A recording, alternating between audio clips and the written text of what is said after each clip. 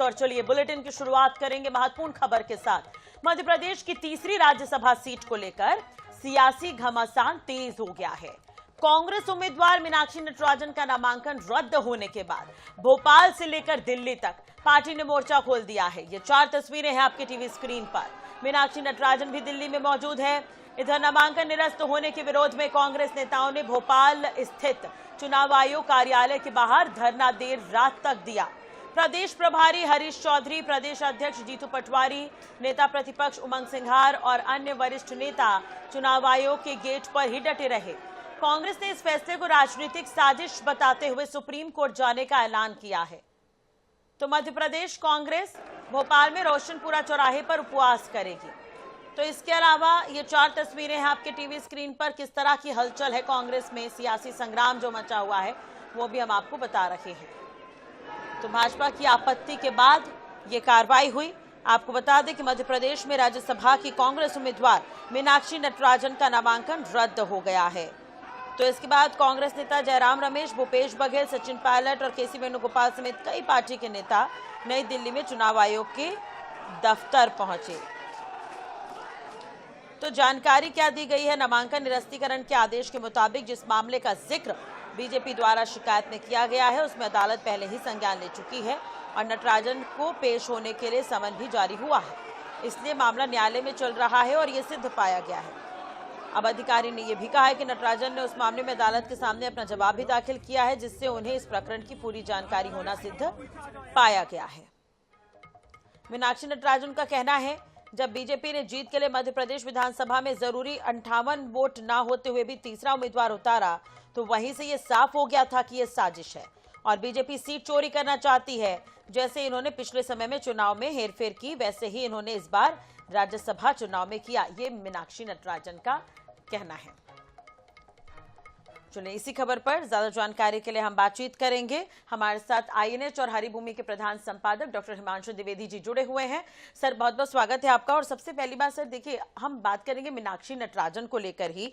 राज्यसभा की कांग्रेस उम्मीदवार मीनाक्षी नटराजन का नामांकन रद्द हुआ। बीजेपी इसे सत्य की जीत बता रही है, कांग्रेस कह रही है कि ये सीट चोरी की है बीजेपी ने। इस पर पहली प्रतिक्रिया आपकी, और दूसरी तरफ आज कांग्रेस की तरफ से क्या कुछ मूवमेंट देखने को मिलेगा? देखिए, कुल मिला के ये एक विवादास्पद मसला है, इतना सरल मामला नहीं है। भारतीय जनता पार्टी अगर इसे सत्य की जीत बता रही है तो उसके पास इसका अधिकार है, क्योंकि उसे तो तीसरी सीट जीतने की कोशिश करनी थी। तीसरी सीट इतनी सरलता से उसके पास आ गई तो उसे इसे जायज बताने के अलावा विकल्प क्या है?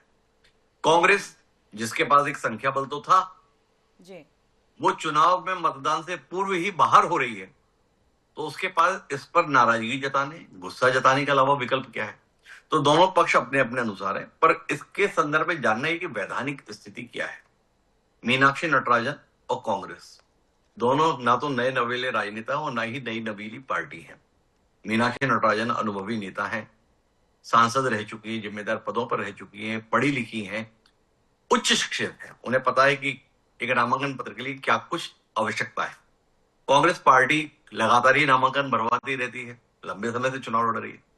अब जिस आधार पर ये नामांकन पत्र निर्वाचन अधिकारी के द्वारा निरस्त किया गया है, ये सही या गलत का फैसला दरअसल अदालत में ही होगा। कांग्रेस किस रणनीति के तहत अब इस मामले को उच्च अदालत तक लेकर जाती है, ये जानना दिलचस्प है। सामान्य तौर पर परंपरा इस देश में यह है कि जब एक बार निर्वाचन की प्रक्रिया शुरू हो जाती है तो अदालत हस्तक्षेप नहीं करती है। चुनाव प्रक्रिया पूरा होने के बाद अगर आपको इससे असंतोष है, आपकी असहमति है, तो आप इलेक्शन रिट लगा सकते हैं। इलेक्शन रिट के आधार पर कोर्ट अपना फैसला देगी, पर वो लंबी प्रक्रिया है।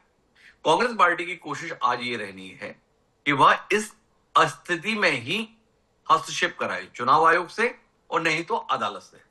चुनाव आयोग के पास में भी ऐसे हस्तक्षेप की बहुत स्थिति संविधान या लोक प्रतिनिधित्व जो कानून है उसके अंतर्गत उपलब्ध नहीं है। पर चुनाव आयोग की जिम्मेदारी है कि वह निष्पक्ष चुनाव कराना सुनिश्चित करे। अगर कांग्रेस के प्रतिनिधि मंडल जो आज चुनाव आयोग से दिल्ली में मुलाकात करने जा रहा है, यह स्पष्ट तौर पर साबित कर पाए कि निष्पक्ष चुनाव की प्रक्रिया नहीं अपनाई गई है, तो चुनाव आयोग इसमें हस्तक्षेप कर सकता है, क्योंकि एक साइलेंट स्थिति कानून के अंतर्गत चुनाव आयोग के पास है। और इसके संदर्भ में कांग्रेस की दलील ऐसा नहीं है कि सिरे से खारिज है। अभी तक भारतीय जनता पार्टी जितनी भी बात कह रही हो, पर भारतीय जनता पार्टी ने ये नहीं बताया है कि मीनाक्षी नटराजन के खिलाफ किस अदालत में या किस थाने में कौन सा आपराधिक मामला दर्ज है। एक महिला ने निजी परिवार तेलंगाना की एक अदालत में दाखिल किया है मीनाक्षी नटराजन और अन्य के अलावा मामला दर्ज करने के लिए। इस पे कोर्ट ने अभी तक मामला दर्ज करने का निर्देश नहीं दिया है। तो अगर आज मीनाक्षी नटराजन से ये पूछा जाए कि आपके खिलाफ कितने आपराधिक मामले लंबित हैं, उनकी जानकारी दीजिए, तो जब कोई आपराधिक मामला दर्ज ही नहीं है तो जानकारी किस बात की दूं? ये मीनाक्षी नटराजन और कांग्रेस की दलील है। इसकी काट भारतीय जनता पार्टी को चुनाव आयोग जरूरत पड़ने पर और नहीं तो सर्वोच्च न्यायालय में तो देनी ही होगी। भले ही निर्वाचन अधिकारी ने भोपाल में मीनाक्षी नटराजन के नामांकन पत्र को निरस्त कर दिया हो, पर कानूनी रूप से अभी लड़ाई खत्म नहीं हुई है। ये लड़ाई दिलचस्प रहने वाली है। और दूसरी तरफ झारखंड में है, वहां पर भी परिमल नाथवानी जो निर्दलीय प्रत्याशी हैं भाजपा के समर्थन से, उनके संदर्भ में भी ये आक्षेप लगाए जा रहे हैं कि उन्होंने अपने खिलाफ दर्ज मामलों की जानकारी नहीं दी है। उस पर अभी फैसला नहीं आया है। आज उसके फैसला आने की उम्मीद है, उसका इंतजार करेंगे। पर मीनाक्षी नटराजन संबंधी मसला पूरे देश के लिए आने वाले समय में नजीर बनेगा जी। अगर अदालती स्तर पर राष्ट्रीय ये मामला खारिज हो जाता है और ये कह दिया जाता है कि पीठासीन अधिकारी ने सही फैसला लिया, तो भी ये एक मील का पत्थर होगा। और अगर यह फैसला अदालत में खारिज कर दिया जाता है तो भी ये मील का पत्थर साबित होगा और सत्तारूढ़ दल के लिए ये बड़ी अप्रिय स्थिति होगी।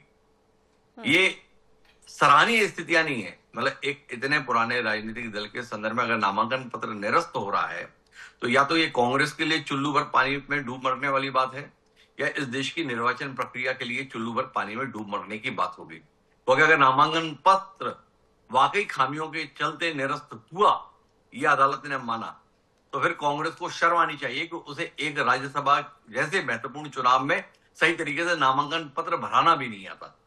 और अगर ये नामांकन पत्र गलत तरीके से निरस्त किया गया है तो वाकई चुनाव आयोग कटघरे में खड़ा होगा कि क्या चुनाव आयोग वस्तुतः सत्तारूढ़ दल के इशारे पर काम करने वाली जेबी संस्था बनकर ही रह गया। तो इस दृष्टि से यह मामला खासा महत्वपूर्ण है। आने वाले समय में इसका एक व्यापक प्रभाव पड़ेगा और कांग्रेस कितनी संजीदगी और कितनी होशियारी के साथ इस मामले को टैकल करती है, ये जानने में दिलचस्पी रहेगी।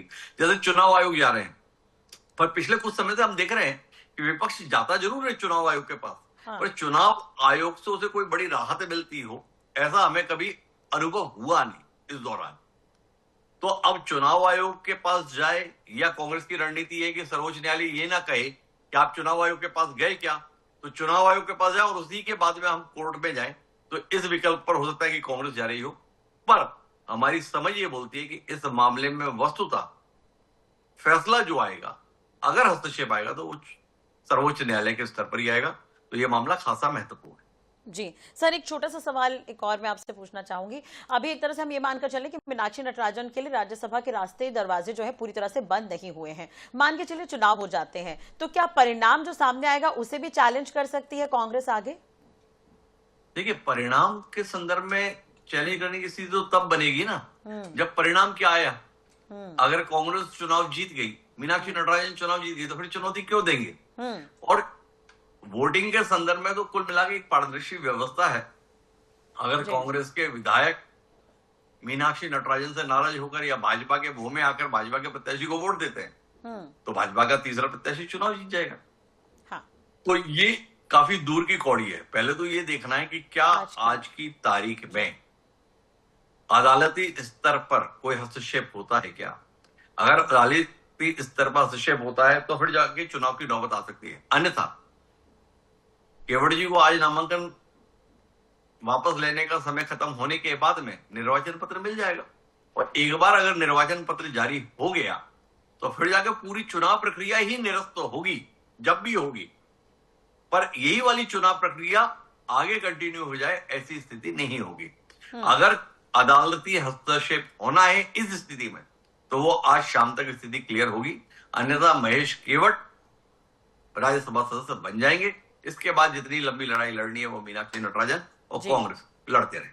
जी चलिए, बहुत बहुत शुक्रिया सर तमाम जानकारी और बातचीत के लिए। तो कुल मिलाकर देखा जाए तो ये जो चुनाव है राज्यसभा का, ये काफी दिलचस्प रहने वाला है। और जैसा कि अभी डॉक्टर हिमांशु द्विवेदी जी कह रहे थे, सर का कहना है कि आज का ये जो दिन है वो बेहद दिलचस्प रहने वाला है। तो वाकई इस पर नजर बनी रहेगी, क्योंकि एक तरह से देखा जाए तो मध्य प्रदेश की सियासत में एक बड़ा उलटफेर ये देखने को मिला है।